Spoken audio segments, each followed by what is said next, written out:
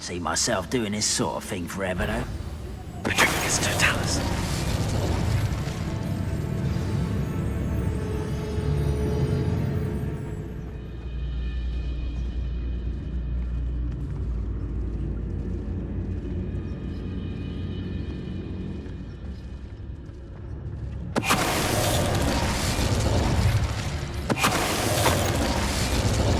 Revelio.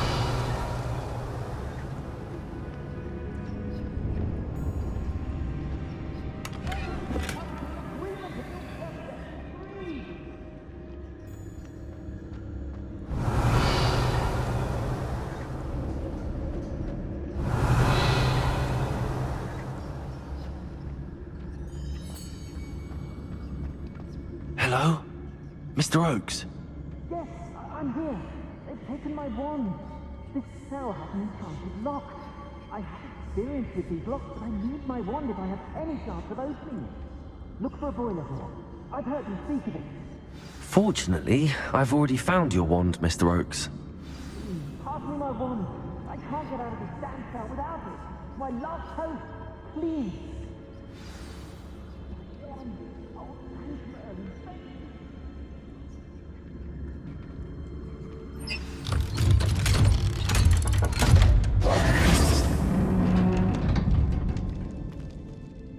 You did it! I found my wand and... Wait, you're a student? Oh, we must get you to safety immediately. It's dangerous. It's all right, Mr. Oakes. I've dealt with these goblins before. Dear Merlin, you're either very lucky or very talented. Well, how did you find me? I'm a friend of Adelaide's. She was worried about your business with Ranrock's loyalists. Oh, she was right to be. I couldn't go through with the agreement, and when I told them, I ended up blindfolded and behind bars. Been locked in that infernal cell for so long, they'd forgot I was even there. I overheard things. If only I could reward you for what you've done. Blasted goblins stole every canut on me.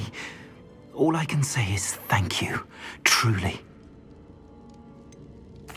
You mentioned you overheard things. Sad tale, really. I think I know where Ranrock's unfortunate vendetta against wizardkind began. Although dragon breeding was outlawed by the Warlocks Convention of 1709, Ranrock stumbled upon an illegal dragon camp. He was young, found the creatures fascinating. He'd visit the camp in secret whenever he could, never making his presence known.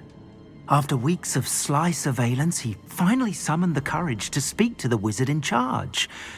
Ranrock wanted to join them, and the creatures. The wizard happened to drop his wand. Ranrock saw an opportunity. He picked it up, went to hand it back as a means of introducing himself.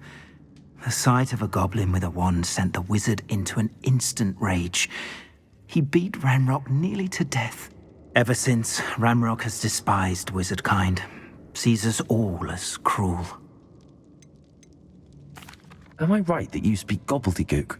Unbeknownst to Ranrock's fiends, I do. I've always had an affinity for goblin culture. Knew I wanted to be a metal trader ever since I was a lad.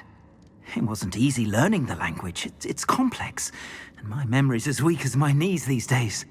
But after decades working with fine goblin folk, I grew fairly proficient. At least, I'd like to think so.